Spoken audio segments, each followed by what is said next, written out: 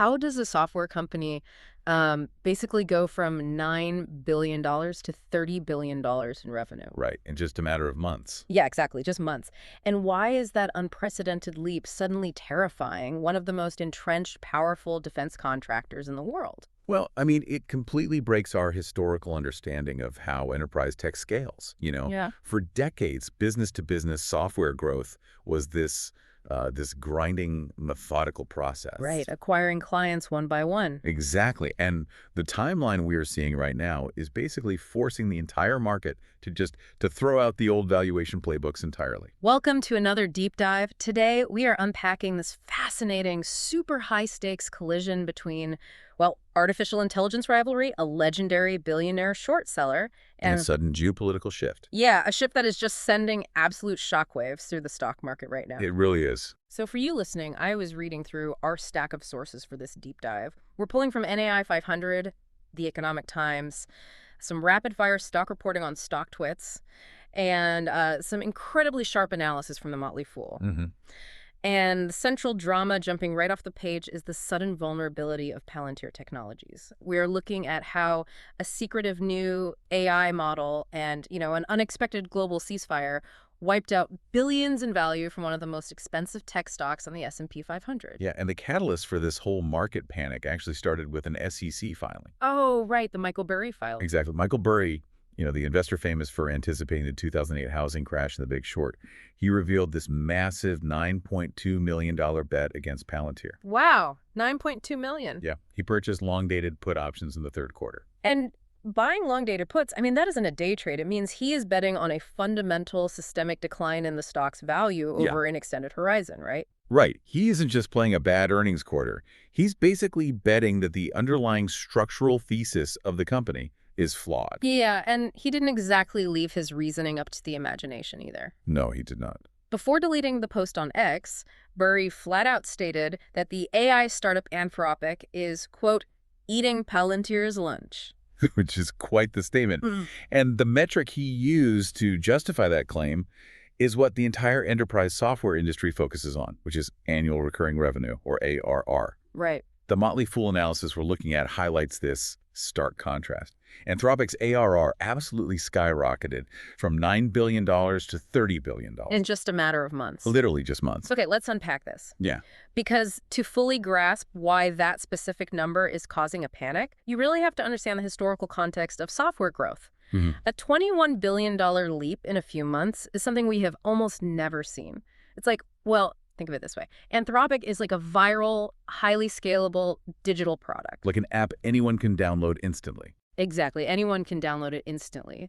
But Palantir is more like building a custom bespoke mansion. That's a great way to look at it. It generates revenue, sure, but it takes massive time and labor to construct. It took Palantir 20 years of grinding, securing defense contracts, and expanding to reach $5 billion in ARR. 2 decades for $5 billion. Right. So you have Palantir spending 20 years to capture $5 billion, while Anthropic captures an additional $21 billion in a single season. It's staggering. And as a result of that sheer velocity, the sources report Anthropic is currently capturing nearly 73% of all new enterprise AI spending. Wait, 73%? Yeah, almost 3/4 of the market. And that velocity points to a fundamental difference in how these two companies actually deliver artificial intelligence to a client. We're watching a clash of two entirely different business models here. Okay, break that down for us. So Anthropic operates almost entirely at the model layer. They provide access to raw, highly capable intelligence through an API, an application programming interface. Which means Anthropic essentially functions like a digital utility. Exactly. They've built this massive, centralized supercomputer brain, and if a Fortune 500 company wants to use that brain, they don't have to, build it themselves from scratch. Right. They just write a few lines of code to connect their internal software to Anthropic's API. They pay a usage fee based on how much data they process, and boom, they instantly have bleeding-edge AI in their workflow. And the cost for Anthropic to distribute that API key to 10 companies or 10 million companies is... Basically zero. Right, basically zero. What's fascinating here is how that zero marginal cost distribution is playing out in corporate budgets right now.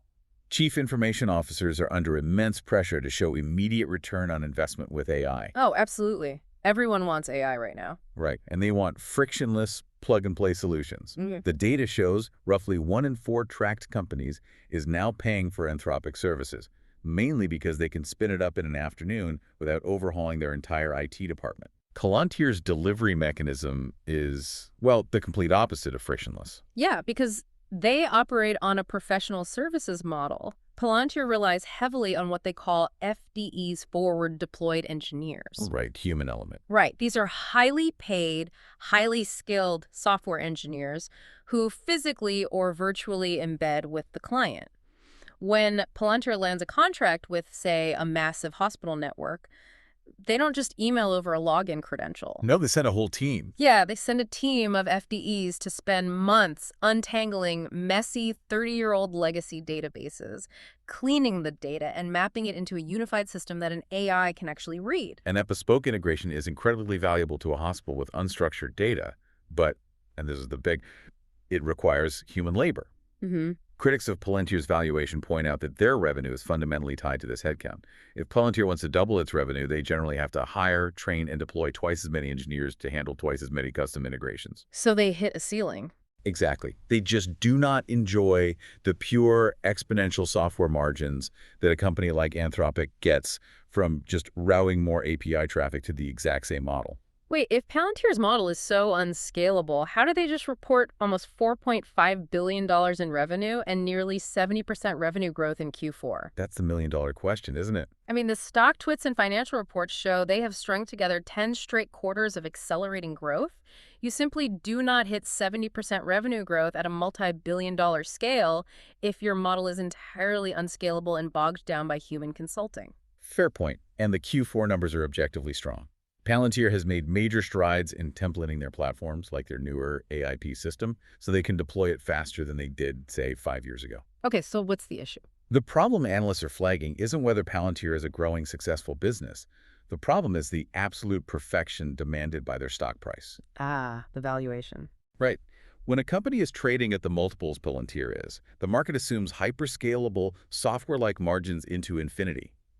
The moment enterprise clients start showing a preference for the cheaper, faster API integrations offered by Anthropic, investors panic. They worry the moat is drying up. Exactly. They panic that Palantir's labor-intensive moat is going to erode their profit margins over time. And that fear of the underlying technology shifting is really being supercharged by a new product release. The sources highlight Anthropic's latest AI model push, a system called Claude Mythos. Yeah, Mythos is seriously spooking the market right now. The reporting indicates it goes way beyond just answering text prompts. Like, it can run multiple autonomous software agents simultaneously. It actively identifies software vulnerabilities in a client's code. And get this, the industry chatter is that it is considered, quote, too powerful to be released in its fully unrestricted form. Right, which is wild. But, setting aside whether the whole too powerful label is just a brilliant marketing tactic or a genuine safety concern. Could definitely be marketing. Oh, for sure. But the perceived capability of Mythos highlights the risk in Palantir's foundational pitch to the enterprise. Because Palantir has always marketed itself as a model-agnostic platform. Right. They tell their clients, hey, we provide the highly secure data infrastructure, the plumbing, and you can plug whichever AI brain you want into it. Whether that is an open source model, an open AI model, or Anthropic's Claude. Exactly. Here's where it gets really interesting. Palantir thought being model agnostic was their ultimate superpower. Right, they thought it insulated them. Yeah, it supposedly insulated them from the AI arms race because they didn't have to build the smartest model, they just had to host it securely. But relying on third-party APIs actually introduced a massive, totally uncontrollable vulnerability into their mission-critical contracts. And we saw that play out in real time early in 2026. We did. The Department of Defense stepped in and actively restricted Anthropic's Claude AI from being used in federal systems. Yeah, the DoD cited concerns over the safety guardrails of these newer, highly autonomous models like Mythos just poking around in classified environments. And because Palantir builds the software interfaces that utilize those models, the DoD restriction forced them into a massive technical scramble. It was a mess. The sources note Palantir basically had to rip and replace Anthropic's Claude out of parts of their Maven Smart systems. Which is their flagship defense platform, by the way. Exactly. And ripping out a core AI model from a secure military environment is not like, changing the default search engine on your browser. Oh, not at all. The technical mechanics of a rip and replace are just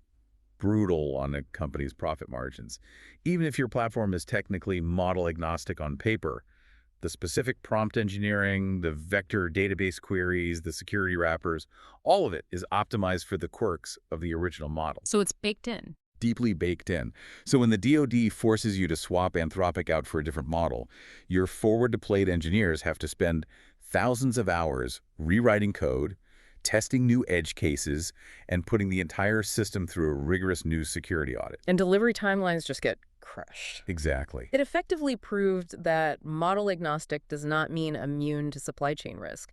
I mean, you are still completely at the mercy of the regulatory status of the APIs you integrate. This raises an important question for enterprise procurement officers. If the real magic, like the actual intelligence, is happening at the foundation model level with companies like Anthropic, Why pay Palantir? right, why are we paying a massive premium for Palantir's connective tissue? As the API providers build better native security tools, large enterprises might decide to just buy the brain directly from Anthropic and build their own lightweight internal software around it. Cutting Palantir out of the loop entirely. Yeah. And that technical vulnerability was already putting downward pressure on the stock. But then, as if that wasn't enough, a massive macroeconomic shift hit Palantir from a completely different angle. Yeah, the geopolitical landscape. Right, a landscape which had been a massive tailwind for their defense business suddenly changed. According to the reports, President Donald Trump announced a 2-week ceasefire between the United States and Iran. Right, which was contingent on the Iranian government reopening the Strait of Hormuz. And just a quick note for you listening, we are impartially reporting the details straight from the sources here. We aren't taking any sides or endorsing any political views, just looking at the facts provided. Exactly. We're just analyzing the market impact. And the immediate impact of this development on the broader financial markets was massive. The broader market absolutely loved it. Oh, they loved it. The Dow soared 1,100 points, and because the immediate threat to shipping lanes diminished, oil prices tanked to over 16%. Yeah. But while the rest of the market rallied on the prospect of stability, Palantir's stock took a severe hit because that ceasefire effectively erased their war premium. Right. Break down the war premium for us. So the war premium is a pricing dynamic that's really specific to defense and intelligence contractors. When geopolitical tensions are high, when there is active conflict or the immediate threat of conflict in places like the Middle East or Eastern Europe, investors assume defense budgets are going to swell. Naturally. Right, so they bid up Palantir's stock under the assumption that the DoD and allied militaries will be handing out massive, expedited contracts for their battlefield logistics and intelligence software. But the minute those tensions ease, The expectation for outsized emergency defense spending just evaporates. Investors immediately reprice the stock based on a normalized peacetime budget.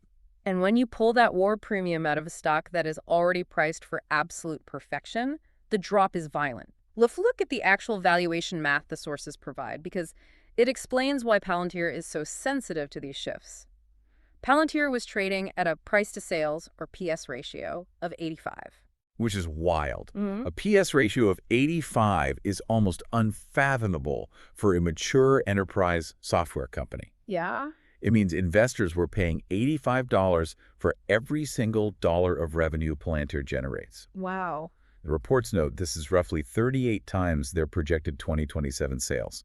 Not their profits, their gross sales. That specific metric made Palantir the single most expensive stock in the entire S&P 500. Exactly. And when you're priced at 38 times revenue that you haven't even generated yet, you have zero margin for error. None. Any hiccup in the narrative, whether it's Anthropic stealing commercial market share or the Pentagon reducing spending due to a ceasefire, it causes a disproportionate collapse in the share price because the foundational math supporting that valuation requires infinite, uninterrupted hypergrowth.